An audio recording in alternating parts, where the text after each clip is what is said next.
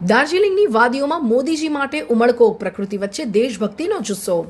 સિક્કિમ અને દાર્જિલિંગના મનમોહક પ્રવાસે નીકળેલી અનસીન ભારત એક્સપ્લોરર વલસાડની ટીમ જ્યારે હરિયાળી પહાડીઓ, ધુમ્મસથી ઢંકાયેલા ચાના બગીચાઓ અને ઠંડા પવન વચ્ચે પહોંચી ત્યારે એક અનોખો અનુભવ થયો.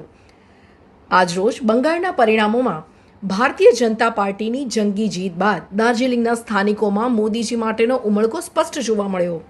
પ્રકૃતિની ગોદમાં વસેલા આ સુંદર શહેરમાં લોકોના દિલમાં દેશપ્રેમ અને વિશ્વાસની લાગણી ગૂંજતી જોવા મળી. આ રહ્યો એ જ જज्बो, એ જ प्रेम सीधो दार्जिलिंग की धरती पर थी. हेलो फ्रेंड्स, आज जो आप देख रहे हैं कि आज जो बंगाल का रिजल्ट्स आ रहा है यहाँ पे, तो देख रहे हैं कि 200 के आसपास मतलब सीट आ रही है बीजेपी की. तो आपकी क्या राय है उसमें सर जी? हमारी राय यही है कि अखंड भारत में बीजेपी होनी चाहिए.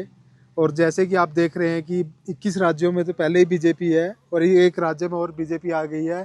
तो हर हर मोदी, घर घर मोदी, हर हर मोदी, घर घर मोदी, बीजेपी जिंदाबाद, बीजेपी जिंदाबाद. भारत माता की. नरेंद्र मोदी तुम आगे बढ़ो, हम तुम्हारे साथ हैं, नरेंद्र मोदी तुम आगे बढ़ो, हम तुम्हारे साथ हैं. हमारे साथ लोकल लोग भी है, तो आप थोड़ा बोलेंगे? आप बीजेपी आएगा तो बंगाल में अच्छा रहेगा. बीजेपी आना चाहिए. मोदी जी का स्वागत करना चाहिए. यस वही. हर हर मोदी, मोदी, मोदी, मोदी, मोदी, मोदी.